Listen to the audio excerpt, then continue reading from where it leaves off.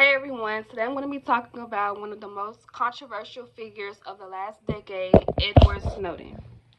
Depending on who you talk to, he's either a hero who stood up for the people or a traitor who put the country at risk. So this is the story in simple terms.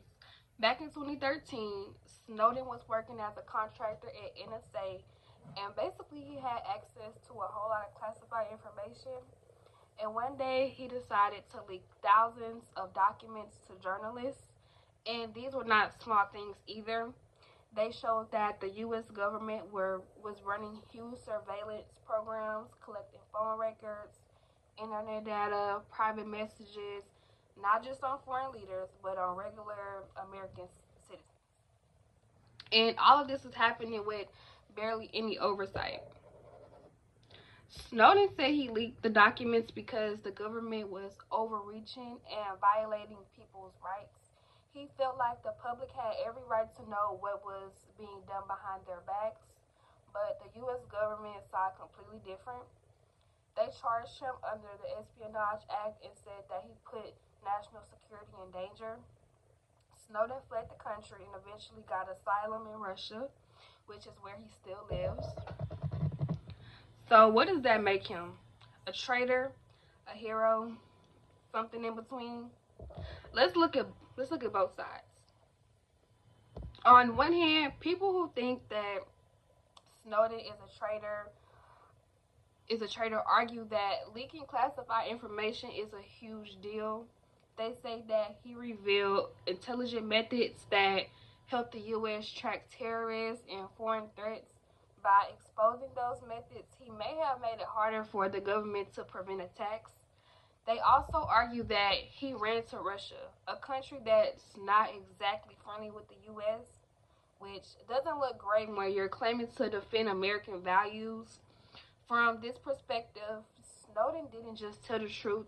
He broke the law, damaged national security, and walked away while the government had to deal with the fallout. But on the other hand, there's a big group of people who see Snowden as a hero or at least a necessary whistleblower. And honestly, they have a point. The programs he exposed weren't just small mistakes. There were massive secret surveillance systems collecting data on millions of people who hadn't done anything wrong. Most Americans had no idea that the government was doing this. And once it came out, even some judges said that the surveillance program was unconstitutional. So, from this angle, Snowden didn't expose secrets just to be messy. He exposed wrongdoing. He revealed the government breaking its own rules.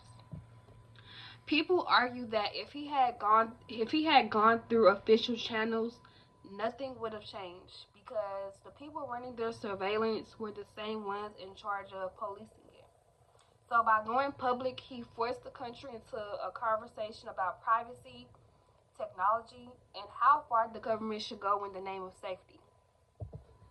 So where do I stand?